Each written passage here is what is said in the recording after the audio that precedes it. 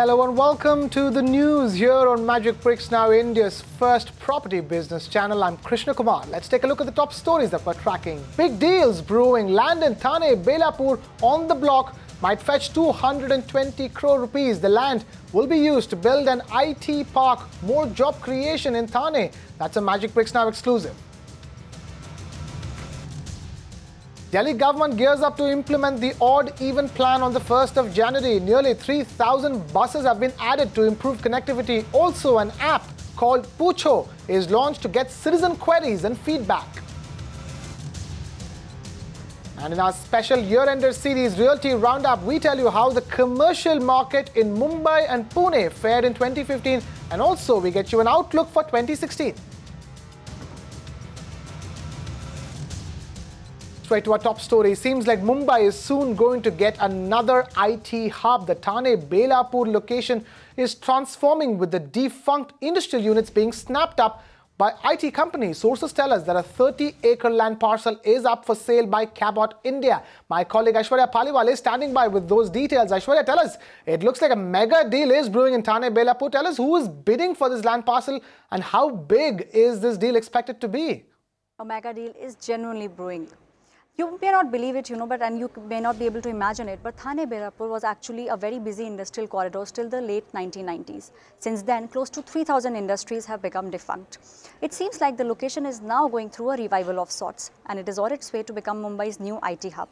IT parks like Mindspace and Gigaplex are already up and running, and companies like Reliance Industries and Reliance Communications have already opened their back offices there. Now, sources tell us that close to 30 acres of land parcel is being put up on the block by Cabot India. And the key bidders include K. Raheja Corp, TIRL, Richmond Saper and an IT firm. Now, the bids are ranging anywhere between 200 crores to 220 crores. This land, sources tell us, will be used to make another IT hub. Experts tell us that in the next 5 to 6 years, we can expect commercial properties to go up anywhere between 55 to 60 rupees per square foot, and residential properties go up anywhere between 40 to 45 rupees per square foot. So from the looks of it, Thane Belapur is way on its way to become Mumbai's next BKC. Mumbai's next BKC is all gearing up. Thank you, Aishwarya, for bringing us that big story here on the news. Time now for our special year-ender series, Realty Roundup.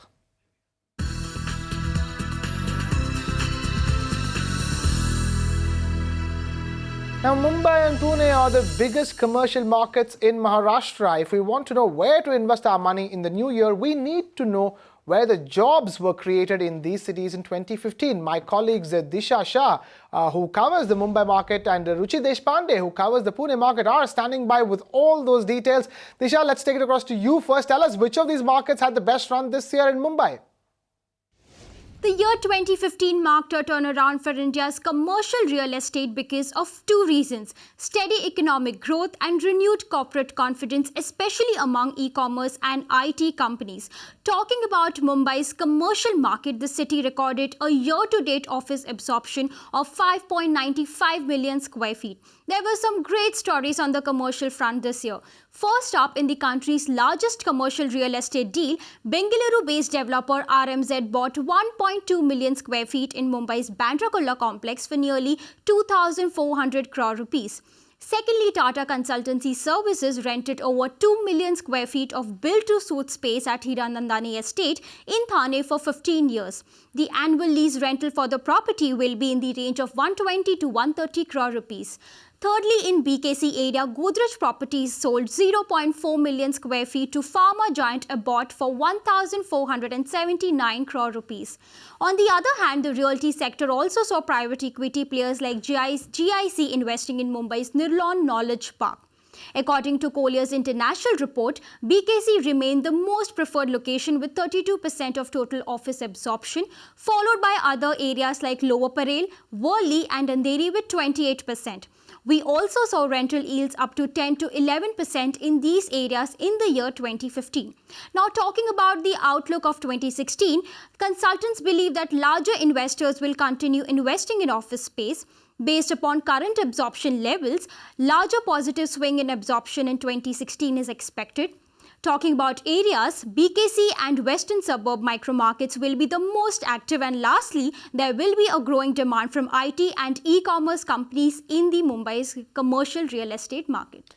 Thank you, Disha, for bringing us that overall view. Now, to take that forward, before we get on to Pune, let's stick to the Mumbai market and see how it has fared. We are being joined by Sanjay Dutt, Executive Managing Director from Cushman & Wakefield. Sanjay, thank you so much for being with us here on the news and Magic Bricks. Now, tell us, Mumbai has never been a big IT destination, but now the Thane Belapur region is turning out to be a hot IT destination. What's exactly causing this change? There were some great stories on commercial real estate front. We witnessed a lot of activity, a lot of corporates taking space. Maharashtra government came out very positively in making a lot of reforms on policy front, announcing higher FSIs. So overall, a lot of positivity on that front. We saw Capgemini, we saw many other multinationals acquiring space on Thane Belapur Road, and thanks to Maharashtra government's new IT policy, which has increased the FSI, that has also benefited in terms of attractiveness of IT space in Mumbai and Thane and Raigad district. So commercial market seems pretty good. All right, Sanjay, commercial market does seem pretty good. We're talking about IT. Let's leave IT aside for a moment. Sanjay, we haven't seen much movement in retail space this year. Tell us, in your own view, will we see some traction on that front in the coming New Year 2016? The retail space depends on how many shopping centers are being launched. And as you know, last 3 years, the rentals have not gone up, the sales were very low, and therefore developers with shopping centers were not necessarily making money or enough money to sustain themselves or get them excited to launch new projects. But I can tell you, retailers are very keen and they've been very active on high streets and they're looking for more opportunities. So I think while 2015 was not necessarily a great year from overall absorption point of view for retail, but I think going forward, there would be a lot of excitement in this space as well. Excitement for retail players on the real estate front going forward in the year 2016. Sanjay, before we let you go, give us your outlook for commercial property as a whole for the Mumbai market going ahead for the new year 2016. There's some, signs of hope looking at commercial market bouncing back, which means more jobs, better job confidence, and hopefully better salary increments in next few months, which will give more confidence to the end user and consumer. I genuinely believe that in 2016 you will continue to see large investors investing in office developments. I think they were until now committing only in leased properties. I genuinely believe that after the landmark foreign direct investment in real estate reforms by the government, this momentum will actually increase and you will see unleased assets also getting sold in the times to come. So I think it is really set for a great 2016.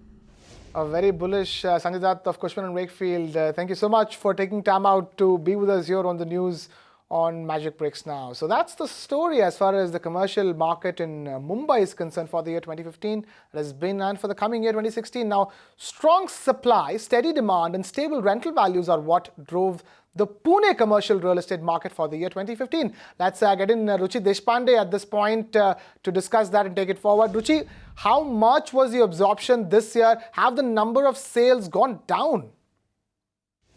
It looks like Pune's commercial realty market will end 2015 on a steady note. Now, there is a leasing transaction drop of about 55% this year, but that is offset by a yearly absorption with a 5% rise of 4 million square feet. Just to take you through the major areas that have recorded the most office demand, we have Kharadi in the east, Senapati Bapat Road within central Pune, and the IT hub Hinjewadi in the west, making up for 70% of the total office absorption. Moving on to major launches, we have F1 IT Park by Lohia Jain Group in Bavdhan, Summer Court by Magarpatta in Hadapsar, and Grace Tower by Grace Builders at Satara Road. Now, on the downside, Pune has seen a slight rise in the inventory of about 0.26 million square feet with an overall rent increase of about 2%. It has also been a year of major office leases with Siemens India topping the list at 3.5 lakh square feet, followed by Tata Consultancy Services at 67,000 square feet, and lastly Vistas India at 37,000 square feet. Lastly, for 2016, Pune will see major projects being completed mostly in the outskirts of the city. We have Hinjewadi SEZ, the project called Blue Ridge. We also have WTC that will come up in Kharadi. And we have Cummins Tower that will come up in Balewadi. So that has been a steady 2015 for Pune, and it will be a stellar 2016 for the city.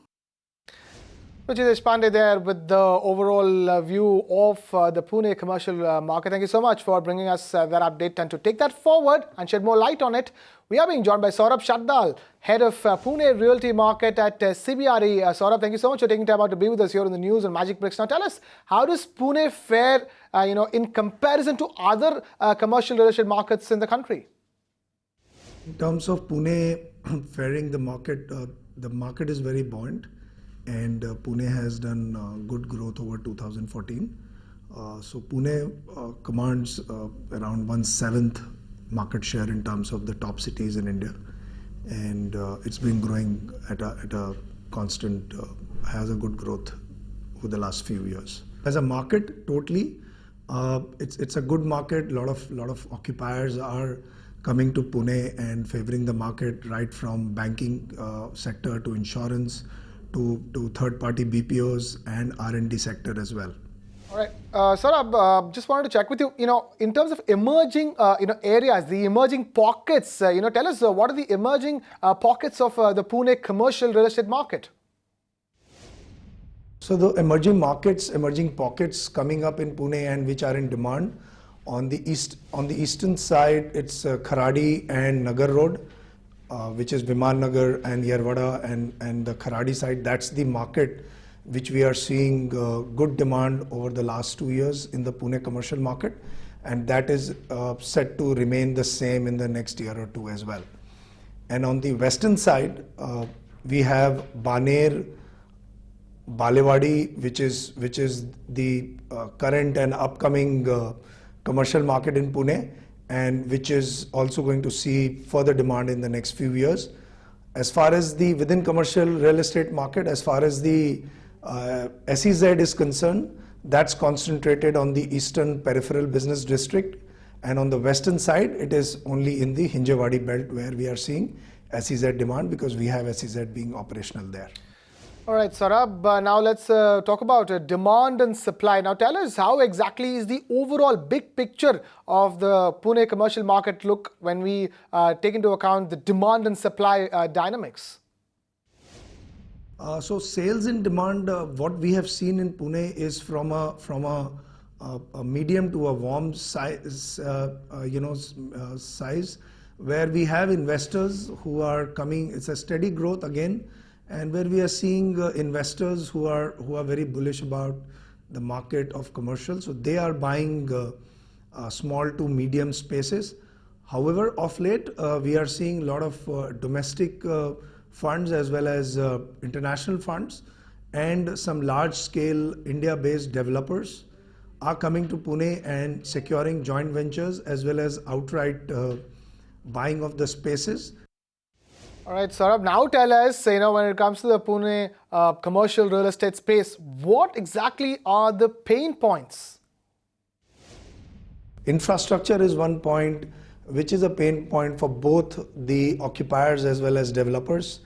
And they are all in pipeline, like the metro. You have the ring road. The international connectivity currently has its challenges because the airport being operated by the Air Force.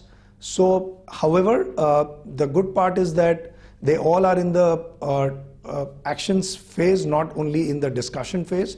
So in the next few years, we are going to see all these being implemented, and they would come into the actual usage. Okay. Okay, I'm afraid we might have to let you go right now. But before we let you go, give us what is your outlook as far as the year 2016 that's upon us is concerned. So good question. So as far as the future is concerned, from a commercial real estate perspective, growth, as we have been seeing in last 4-5 years, there is a steady growth in commercial real estate in Pune as far as demand as well as supply is concerned.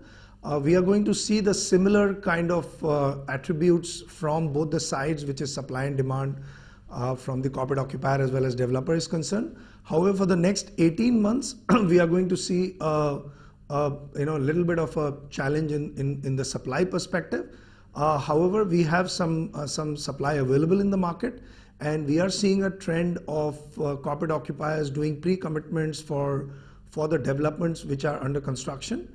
However, beyond the 18-month period and beyond that perspective, Pune will see a very healthy supply as well. Saurabh Shabdal, head of Pune Realty Market at CBRE, thank you so much for taking time out to be with us here on the news on Magic Bricks Now.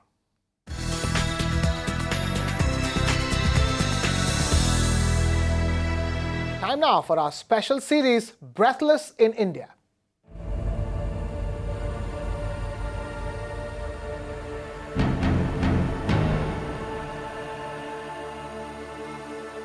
The Delhi government is working in full swing to ensure all the preparations for the odd-even plan is in place before the 1st of January. In a media briefing held earlier, Delhi Transport Minister Gopal Rai announced that nearly 3,000 buses will be added to boost connectivity in the national capital region. Let's listen to what the Delhi Transport Minister had to say first up. 3,000 बसों को अभी 1 तारीख से हम लोग उतारने जा रहे हैं, जिनमें से 2700 प्लस का रजिस्ट्रेशन हो चुका है। 300 बसों का आज या हो सकता है कल तक ये कंप्लीट हो जाए। तो 1 तारीख से 3,000 बसें सड़क पर उतरेंगी। 15 से 16 लाख लोगों को रोजाना जो है लोगों को सुविधा मिलेगी, जिससे कि लोगों को आने जाने में तकलीफ ना हो। मेट्रो की फ्रीक्वेंसी पहले 2000 प्लस थी, अगस्त के महीने तक वो धीरे धीरे अब हम जो 1 से 15 के दौरान 3000 प्लस फ्रीक्वेंसी मेट्रो करने जा रही है। दिल्ली से नोएडा के लिए और दिल्ली से गुड़गांव के लिए, यानी कि अगर नोएडा वाला गुड़गांव जाना चाहता है तो नोएडा में एक जगह पे बस मिलेगी, उसे अपने कार से बस में बैठ जाओ, बस दिल्ली आएगी और फिर दिल्ली से आप गुड़गांव चले जाओ, आपको बस स्पेशल बस सर्विस इनके लिए मिलेगी। और इसके अलावा भी दिल्ली में हम सर्च कर रहे हैं, अगर कुछ हमने ओपन किया है, कुछ कॉलोनियां ऐसी हैं जहां पर लोग रहते हैं बड़ी तादाद में ऑफिस में जाने वाले, वहां भी हम स्पेशल बस लगा देंगे डिमांड के आधार पे। All right, so 3,000 new buses for the odd-even plan. There are more plans, a slew of measures the government is looking to take, including a new app called Pucho for consumer queries and feedback. My colleague Deepa Rana gets us this report with all those details. The Delhi Transport Minister Gopal Rai held a media briefing today and announced the preparations for the odd and even formula to curb air pollution in Delhi. This plan is going to start from January 1 till January 15. It's a pilot plan initially to curb air pollution levels in Delhi. The key points which the Transport Minister announced include that the Delhi government is going to hire 3,000 new buses which are going to be additional transport to the already existing public transport. Now this is going to help commuters use the public transport to travel from one place to another. Also, the metro connectivity has been increased. Earlier, the metro was making 2,000 trips. Now, it's going to make 3,000 plus trips so that it's easier for people to travel from one place to another. Also, people traveling from Delhi to Gurgaon, Delhi to Noida and Noida to Gurgaon will have special bus service. Now, earlier the Delhi government was supposed to hire 6,000 buses, but with two-wheelers being exempted from the plan, it is now curbed down to 3,000 buses.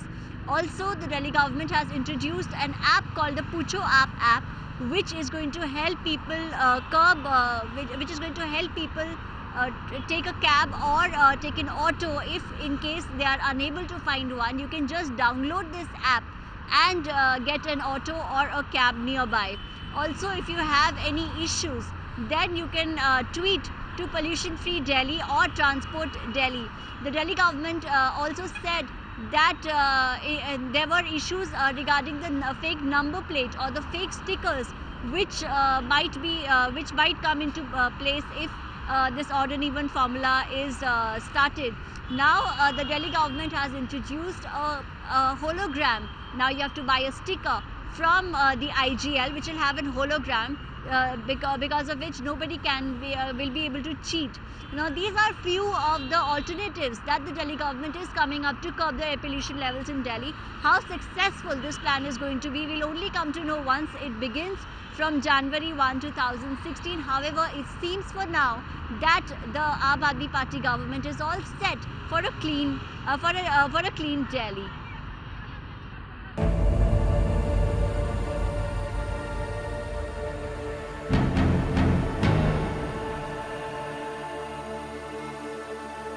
Now, apart from that, there's more news making headlines. The DDA has put up 10,000 rejected flats for sale. Gurgaon's municipal corporation has collected over 33 crore rupees in property tax, and the government is set to allot road projects worth 50,000 crore rupees in FY17. Let's take a look at these stories in brief.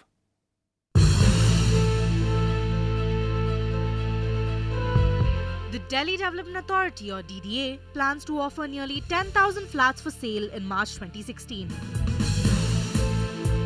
Earlier, these flats were allotted under the 2014 housing scheme, but the allottees surrendered these flats, claiming they were too small. DDA had put up over 25,000 homes for sale, and the same has been allotted to 4,000 allottees. The authority plans to set up another housing scheme by December 2016. Projects worth 50,000 crore rupees will be awarded by the government under the public-private partnership mode in FY17. The Road Transport and Highways Ministry also plans to award 5,000 kilometers of roads to private companies. So far, the government has allocated projects worth 12,000 crore rupees and expects to garner over 20,000 crore rupees via private investments in the road sector. The Municipal Corporation of Gurgaon has collected over 33 crore rupees as property tax in the last 25 days. Many taxpayers have been lining up outside the authority's office post the MCG's warning that it would seize property if tax wasn't paid before December 31st. The Municipal Corporation had also offered taxpayers a rebate on one-time payment of tax if paid before December 31st. Away from all that and on to something for those who are looking to do up their homes. Do you want to learn how to accentuate your home with different materials and textures? In this week's episode of The Interior Show, interior designer and architect Niti Pandey takes us to a tour of her favorite tile store in Mumbai and shows us how we can mix and match different patterns. Here's a slice of that conversation. Can we start with a particular variety that is your favorite? Yeah, see, let me start with this. Yes. You know why I like this? This has a metallic feel to it, and this you can use it as a highlighter. You know, this has this very nice, flowery, delicate motif going on like this. So this will break the monotony of this, and yet it's in sync with this style. Okay, so one can use it in the living room, in the kitchen, anywhere. See, these are the Moroccan print tiles. It has a lot of intricate designs and the motifs, and they're very, very colorful and nice and pretty. So you can use this as a base tile, and just to break the monotony, you can use this as a highlighter. So, you know, and just touch it. It's like butter. Yes, it is. I mean, so it is like butter, but I would also like to know, and I'm sure even my viewers would like to know, how is the cost of these highlighters, especially? Highlighters are a little expensive, but these Moroccan tiles would be around 250 per square feet. So the tiles range from 50 rupees per square feet to it could be 5,000, 6,000, even 10,000 rupees per square feet, and they have the entire range with them. And like I was talking about Moroccan theme, in case if you want to have a Moroccan theme somewhere, maybe in the deck area or somewhere, just see the beautiful blue color. Yes, yes. And these can be used in the restaurants and like your Italian restaurants, or it could be anywhere. Wow. They are so beautiful. It's the design that really stands out, Yeah. and I think that is why they call the highlighters, because their design is so and these vivid. are known as lava tiles. So where would you suggest one should use these See, in lava case tiles? if you are using these, you can use along with the plain color tile. Okay, the base tile. Yeah, the base tile. Okay. It has a yellow color, the ochre color as a base tile, and a highlighter is this one. Okay. So it looks pretty nice. You can catch the rest of that episode on the Interior Show only on Magic Bricks now. And with that, we've completely run out of time here on this show. Remember, if you have any feedback or suggestions for us, write to us on the email ID flashing on your screens. We're also on Twitter and Facebook, so feel free to tweet to us or post a query on our Facebook page. We would absolutely love to hear from you. Also, remember to check out our live streaming website, www.mbnow.in. And with that, it's a wrap on this edition of the news. Thank you so much for watching. This is Krishna Kumar signing off.